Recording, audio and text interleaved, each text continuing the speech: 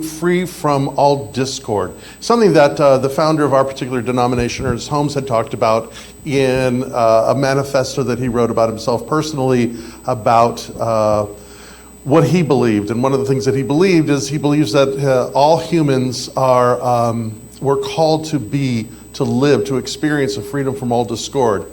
And what that looks like, and I've been kind of playing with that theme. And sometimes, the idea of a surprise, right? An idea of a surprise and how a surprise can literally kind of change the trajectory that you're in. So I was thinking about that this week, and sometimes a surprise is just the obvious looked at differently or maybe just aware of. And I was thinking to myself, because I'm noticing the changing of light at our house, and I know the weather is really hot right now. What that reminds me of is soon it's going to be autumn. And then I thought, well, and here I am starting another year of ministry. What? What a surprise that was. And I thought, well, if I'm starting another year of ministry, what does that mean for me? And I was having a conversation with my writing coach, and she was saying, well, Guy, if you are there again this year in the pulpit, what is it that you haven't said that you want to say? Or what is it that has been unsaid that needs to be said? And I really pondered that a lot. And the conclusion that I'm working with right now is, I don't know. And I think it's good that I don't know. Something that Hartman Rosa talks about is this idea that when we try to control the world, when we try to control things, what happens is it becomes more uncontrollable. He talks about how a controlled world is a dead world. And that instead of seeking how we can master the world, it's more important for us to seek resonance with the world and see what then emerges. And so I think for myself then, what that looks like is, what is mine to do is to study. What is mine to do is to pray. What is mine to do is to allow myself opportunities for surprise and amazement, and then allow the subjective to kind of reveal itself. It's something that I've been talking about. It's what Tolkien talks about all the time, is we cultivate our imagination as a tool that allows us to enter into the imaginal, which is a real place. Tolkien called it the land of fairy, but it is that enchanted creative thing. And all of us have it. All of us are invited to develop, to strengthen the quality of how we imagine, which is how we enter into the creative process. But it doesn't come from trying to control. What I offer is it doesn't even come from our conscious mind. It comes from the subjective. And because the subjective connects us with everything. And it's that idea of learning how to live in resonance. Because when we're in resonance, we're in connection with everything. And you've experienced that, I'm sure. That moment where you're kind of feeling connected to yourself, and you realize as you're feeling connected to yourself that you're actually connected to everything else that's going on. And there's that sense that you're part of something, because that really is one of the most basic spiritual insights we can have, is that we're not alone, we're not isolated, we're not separate, we are complete within ourself, but we're part of something greater than ourself. And there's an invitation to participate at that level, as opposed to think that we're isolated and that we're on our own. Again, this idea of controllability, Hartman Rosa in his book, The Uncontrollable World, talks about that what has happened is we have sort of embarked as a culture on this idea of just, if we're trying to control it, it means we have to kind of accelerate. We have to go faster, better, more. And that idea of faster, better, more begins to wobble. And it doesn't take, a Gene Dixon, I'm dating myself, or any kind of psychic or any kind of special knowledge to realize that if we follow this accelerating trajectory that we're on, first of all, What we know is that everybody's working harder but not advancing. We're paddling as fast as we can just to avoid slipping back. And the outcome of this, of course, is going to be just total collapse, whether individually or personally. So it's more about attending to, I'm getting feedback. Thank you. It's more about attending to, and that idea of opening ourselves up in whatever ways that we do that. And one of the things that happens for me is I kind of look at all the different ideas of deities in all these different wonderful traditions, or the starry world, or all these kind of archetypal images, as a way of embracing an aspect of myself, but also as a way of touching into something that is universal beyond myself. Does that make sense? So let me give you a personal example if I can. Lately, I've had this real calling to be very aware of the goddess Lakshmi. And the goddess Lakshmi is, there's something, first of all, what I would offer is this, there's an old metaphysical concept, which is, if you honor the God bestows upon you the quality of itself. And another way of saying that, I think, is if we honor the archetype that is wanting a voice through us, then the archetype will bestow its quality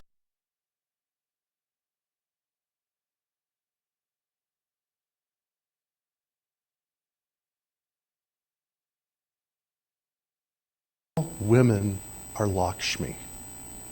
All women are Lakshmi. So if I look at any woman, I am looking at the image of the divine as it expresses itself in this quality of who Lakshmi is. The companion, the bestower of goods, the nurturer, the lover. And what happens with me then is I have to look at what's going on within me that keeps that vision from being clear. And a personal example is this last summer has been, as some of you guys know me, has been a really challenging year for me. And part of the challenge has been 3 women that I've had to work with. And, what I'm being invited to is to no longer look at them as, say, Stitch and Witches, or those 3 women, the 3 women in Macbeth, the double, toil and trouble, fire burn and cauldron bubble, those women. But this is Lakshmi. These are Lakshmis, and they're wanting a voice. And if I can honor that voice, if I can be present to what they are wanting to say, then I am open to the gift that they can bestow from that. Am I making sense what this is? A little swirly, but go with me, because I'm going with something on this. And so it's one of the reasons why I have such a devotion to the idea, the concept of Jesus as the Christ. Jesus as the Christ, not the Christ as Jesus. Well, or I guess it's both ways, but the Christ consciousness is greater than any one person, but it's embodied in this person. And part of that embodiment that inspires me is that as I understand Jesus, he always embraces humanity rather than paying fidelity to the law. He always embraces life as opposed to empire. And there's an inspiration in that for me as I try to find my own footing, my own path, my way. And I think we look at our spiritual heroes, we look at the archetypal world, we try to live not just a day-to-day life, but a mythic life. We try to get our nourishment from the quality of entering into the imaginal and seeing where it wants to direct us. And I had this experience this week as I was reading an article in The Guardian. So there was an article in The Guardian about this woman. She's 18 years old. She lives in Greenland. And she had a baby, and the baby was less than an hour old when the protective services took the baby from her because she failed the competency test of being a mother in Greenland. So, kind of where I went with this is wherever you're going to go with that, you're welcome to, because I see some of you gasping and clutching things, and hear me out on this. But so, there's a part of me that's a socialist enough to I think that the idea that parents should pass a competency is a good idea. There's a part of me that's libertarian enough to just realize how horrific that thought is, because who among any of us is qualified to decide what someone else should be and how they should act. So was somebody going to applaud? You don't have to. Okay, but you would applaud on that one. But what I think about that is that, Lakshmi, right? Lakshmi. And how we approach her and where she is. This woman is an expression of Lakshmi as a mother. And how do we honor motherhood? I think of all those young women that were victimized by Jeffrey Epstein and his consort, Ghislaine Maxwell, and what an interesting expression of Lakshmi that is, right? But all these young Lakshmis that had been abused and defiled, and the beauty of their womanhood stolen from them.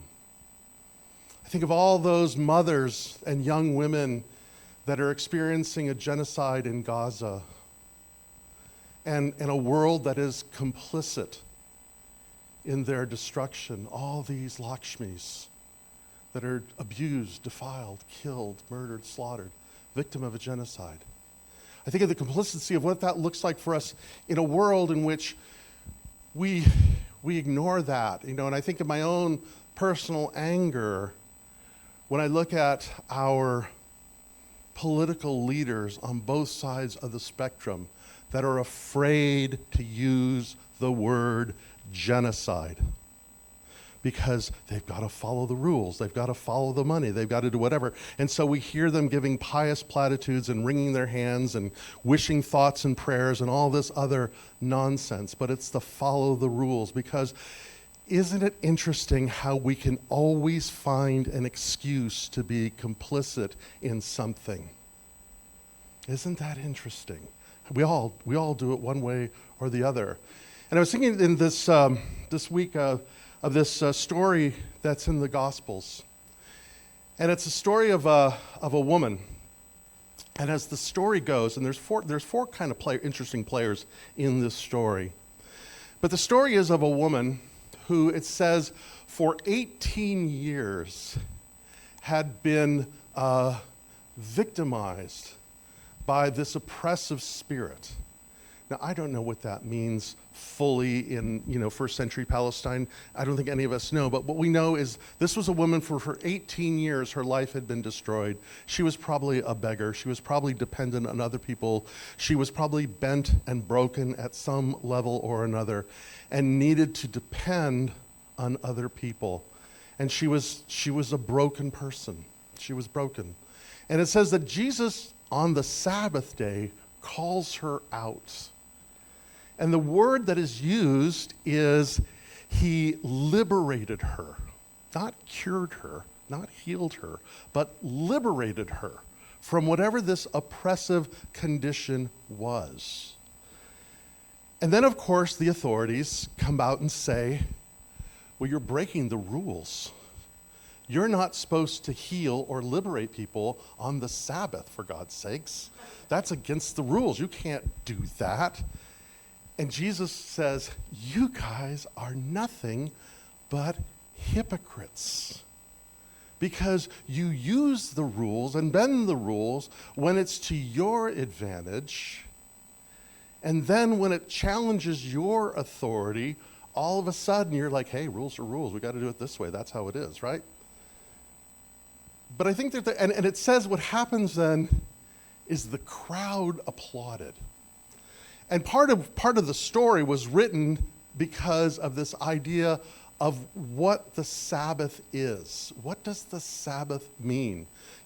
What does a people who were enslaved in one land, how do they learn to live to be free people? What does it mean to unplug from all the things that we're enslaved to, at least for one day, to experience that sense of liberation?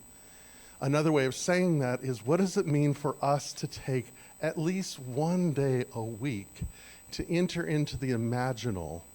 Abraham Heschel, who was a Jewish philosopher, theologian, and writer and civil rights activist, he says, that on Sabbath we find anything that we may be enslaved to, and we lay it down. Whether that be your cell phone, your job, your whatever the case may be. What hooks you? And can you take one day a week and unhook from something like that? So in a sense, Jesus is giving that idea. But again, the brilliant of the story is that Jesus is choosing humanity over the fidelity of a law. But I want to circle it one step further, and that is to play with this idea from a deeper metaphysical position. There's a great New Thought teacher by the name of Neville Goddard, and not just him, someone like Charles Fillmore was the founder of Unity. They invited us to look at these stories almost from a Talmudic point of view, or almost from a Kabbalistic point of view, which is to say, is to take the story and make the story very personal. And so I sat with the story this week, and the first thing that that came to me is in the mythic world, the soul is always depicted as a woman.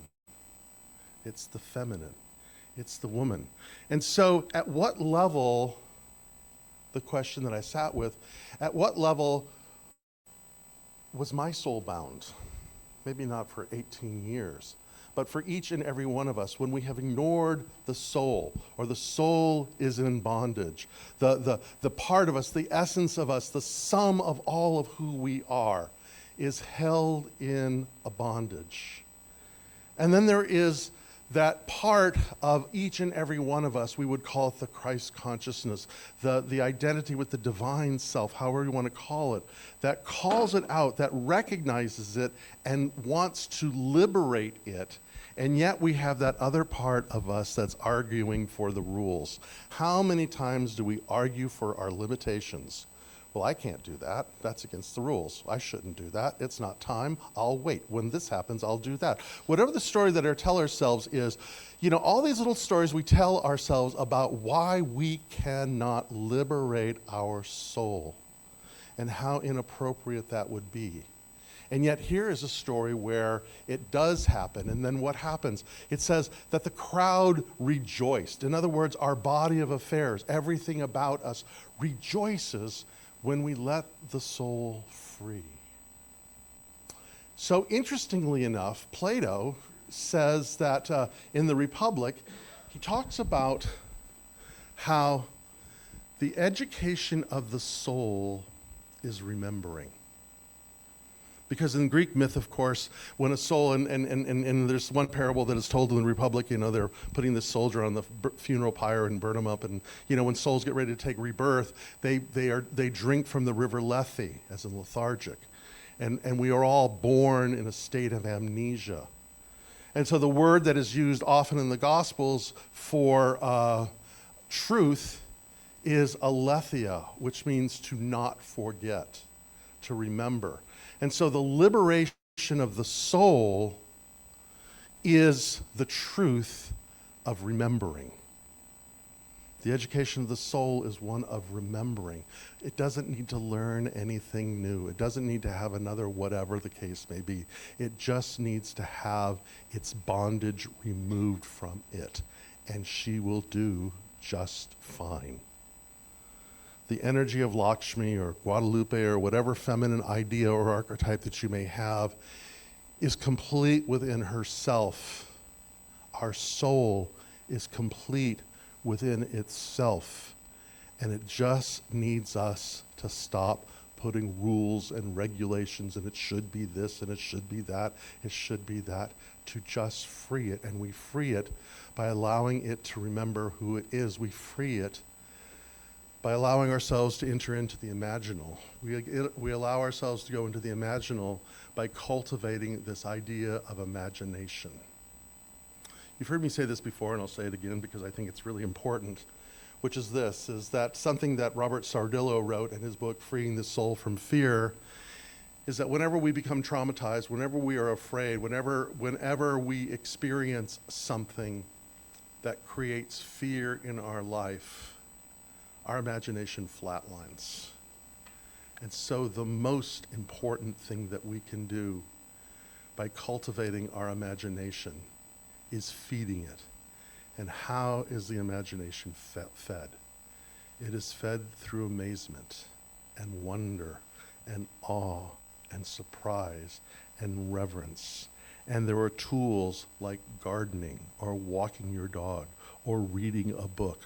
What nurtures your soul is what strengthens your imagination, which gives us the capacity to enter into the imaginal, which frees the bonded Lakshmi in every one of us. We live in a world where there's not just a war on the soul, but as a result of a war on the soul is a war on women themselves. We live in a culture. I mean, you read crazy things every day, like Christian nationalists saying that women shouldn't have the right to vote, or that men should be the head of the household, or that women who are in very competent positions are being fired for the very fact that they are a woman, and that's the only reason. And all of that is a result of a collapse of the imaginal that has to do with a weakened imagination, that has to do with a culture that is based more on fear and creating anxiety and wanting to control as opposed to wanting to live in resonance. Dr. Holmes says we see the condition on the outside and we heal it on the inside. There is a lot of pain and there is a lot of hurt in the world, but where we are complicit is where we are wounded. Where we are complicit is where we have bound the woman. And so the first thing that we can do if we want to save the world is to save ourselves. In fact, that's what the Buddha says, There's a saying where he says, you want to save the world but one? We all want to do this and march for this, and yet keep our own selves in bondage. So what I love about our teaching is that it actually is a practical and a pragmatic mysticism, meaning that we can look at things from this mystical place, this archetypal place, this imaginal place, and oh, by the way, we can offer tools to get there.